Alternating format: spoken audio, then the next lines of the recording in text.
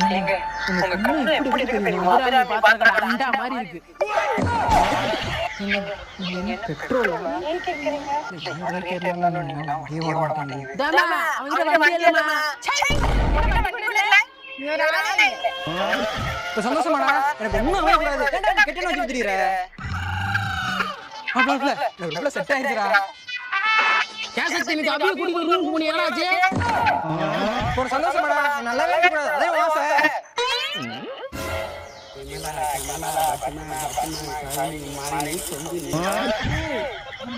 கார்த்தில என்ன திரும்ப நீ ஏன்டா அப்படியே விட்ட? சத்யா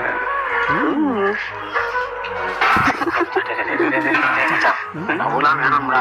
மூட்டு போட மூட்டு